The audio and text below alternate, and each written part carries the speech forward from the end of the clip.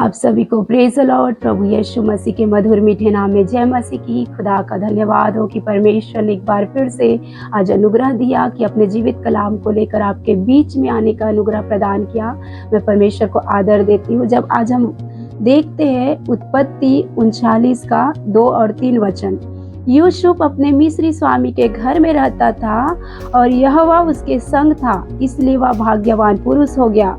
और यूसुफ के स्वामी ने देखा कि यहोवा उसके संग रहता है और जो काम वह करता है उसको यहोवा उसके हाथ से सफल कर देता है। यहाँ पे यूसुफ जो था याकूब का पुत्र था और याकूब के बेटों ने जो उनके याकूब के जो 12 बेटे थे उसमें से एक बेटा यूसुफ था और जो उनके 11 और बेटे थे उसमें से उनके बेटे जो उनके बड़े बेटे थे यूसुफ से जलन रखता था, क्योंकि यूसुफ को परमेश्वर दर्शन देता था। बचपन से ही, बालकपन से ही परमेश्वर इनके संग और साथ था, यूसुफ के संग साथ था। और इसी कारण से परमेश्वर अपनी भेद भरी बातों को दर्शन के द्वारा यूसुफ पर जाहिर करता था, प्रकट करता था। तो यूसुफ अपने भाइयों को अपने दर्शन को, अपने स्वप्न को बता देता था, जिसके कारण उनके भाई जो थे यूसुफ पर जलन रखते थे। और उसी जलन के कारण उनके जो भाई थे यूसुफ को इस्माइलियों के हाथ में बेच दिया। और जब यूसुफ बेचा गया तो याकूब के पास से, अपने 12 भाइयों के पास से वो मिस्रियों के पास पोतीपर के पास लाया गया। और जब यूसुफ अपने मिस्री स्वामी के घर में रहता था तो यूसुफ जो था अपने मिस्री स्वामी पोतीपर के घर में रहता था। वहां इस्माइलियों ने पोतीपर के हाथ उसे बेच दिया था। और यहोवा उसके संग रहता था। यहोवा जो परमेश्वर है यूसुफ के संग साथ रहता था, क्योंकि यूसुफ जो है परमेश्वर का भय मानने वाला था। वो सदा परमेश्वर का भय अपने अंदर बना के रखता था। यूसुफ नहीं चाहता था कि मेरे किसी गलती की वजह से मेरे परमेश्वर के दिल को मैं दुखा दूं। परमेश्वर का भय मानने का मतलब ये है कि यूसुफ परमेश्वर से प्रेम करता था और वो कभी भी कदापि नहीं चाहता था कि मेरे किसी गलती की वजह से मैं परमेश्वर के दिल को दुखा दूं, उनके मन को शोकित कर दूं। ऐसा भय, क्योंकि जब हम प्रेम करते हैं तो हमारे कारण हम अपने प्रेम करने वाले को हम दुखी नहीं देख सकते। तो वैसे ही यूसुफ था परमेश्वर को दुखी नहीं करना चाहता था, परमेश्वर को निराश नहीं करना चाहता था अपने जीवन से। तो वो परमेश्वर का भय मानता था, जिसके कारण परमेश्वर उसके संग संग रहता था, उनके साथ साथ रहता था।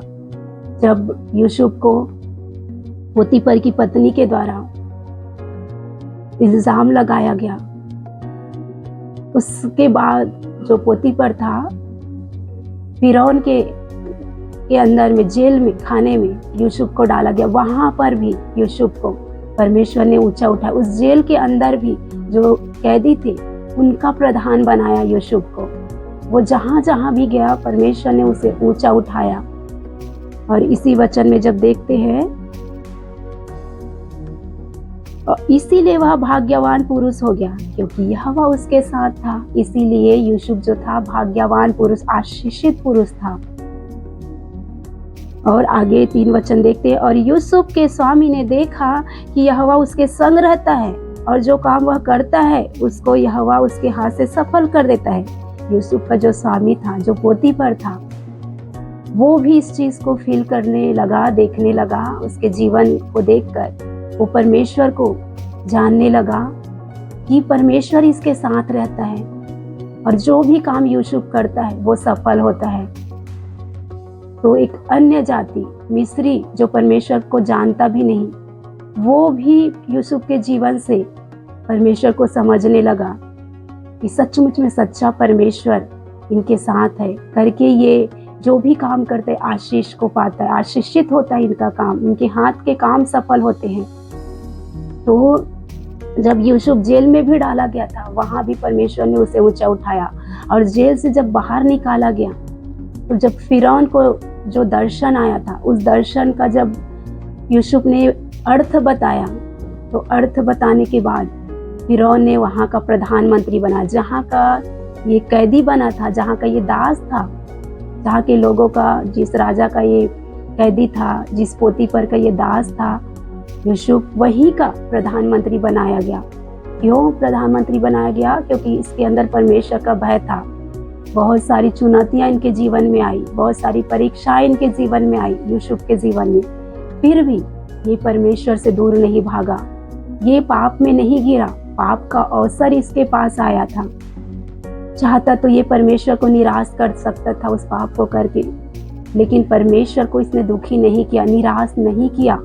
सदा परमेश्वर को अपने सम्मुख जाना और उन पापों से हमेशा परमेश्वर का भय मानते हुए उन पापों को जो इनकार करता रहा, करके परमेश्वर ने वहाँ का इन्हें प्रधानमंत्री बनाया।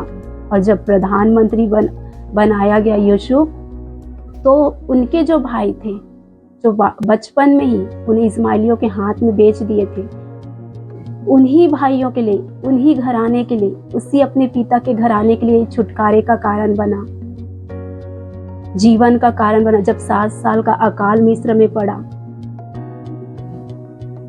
तो उस 7 साल के अकाल में ये अपने भाइयों के लिए, अपने पिता के घराने के लिए जीवन का कारण बना। जो भाई से नफरत करते थे, उन्हीं भाइयों के लिए, उन्हीं के परिवार के लिए, उन्हीं के घरानों के लिए भोजन वस्तु मुहैया कराने का कारण बना। अगर उस 7 साल के अकाल में वो अपने भाइयों को खिलाता पिलाता नहीं, तो उस 7 साल के अकाल में वो मर सकते थे, उनका घराना नष्ट हो सकता था। लेकिन यूसुफ को परमेश्वर ने पहले ही से तैयार करके रखा, अपने घराने के लिए, अपने परिवार के लिए और सबके लिए, उस पूरे राज्य के लिए। तो आज परमेश्वर, जब परमेश्वर का हम भय मानते हैं, तो परमेश्वर हमें ऊंचा उठाता है, परमेश्वर हमें भाग्यवान बनाता है, आशीषित करता है, हमारे जीवन के हर क्षेत्रों को आशीषित करता है। तो परमेश्वर इस वचन के द्वारा यूसुफ के समान चाहता है कि आपका, मेरा जीवन परमेश्वर का भय मानने वाला हो।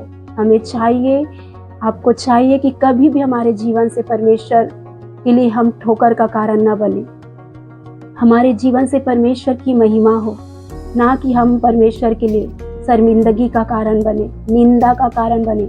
हमारा जीवन ऐसा बिल्कुल ना हो। जैसे यूसुफ के जीवन को पोतीफर ने देखा, उसके स्वामी ने देखा, तो उसके जीवन को देखकर ही उसने अनुभव किया, पोतीफर ने, कि इसके साथ परमेश्वर है। परमेश्वर का भय मानने के कारण इसके जीवन में आशीष को पोतीफर ने देखा और परमेश्वर के संग और साथ को उसने देखा। तो वैसे ही आज आपका, मेरा जीवन ऐसा हो कि परमेश्वर हमारे जीवन से लोगों को दिखे, हमारे चाल चलन से परमेश्वर दिखे, हमारे उठने बैठने से परमेश्वर दिखे, परमेश्वर का गुण, परमेश्वर का चरित्र, परमेश्वर का स्वभाव, परमेश्वर का प्रेम हम में छलकने पाए, ताकि लोग देखकर जान सके हमारे जीवन से ही परमेश्वर की महिमा होना है। तो आपको, मुझको चाहिए कि खुदा को हमारे जीवन से हम आदर और महिमा दे सके, परमेश्वर हमारे जीवन से महिमा पा सके। आपको इस वचन के द्वारा परमेश्वर आशीष दे। आप सबको प्रेज़ द लॉर्ड।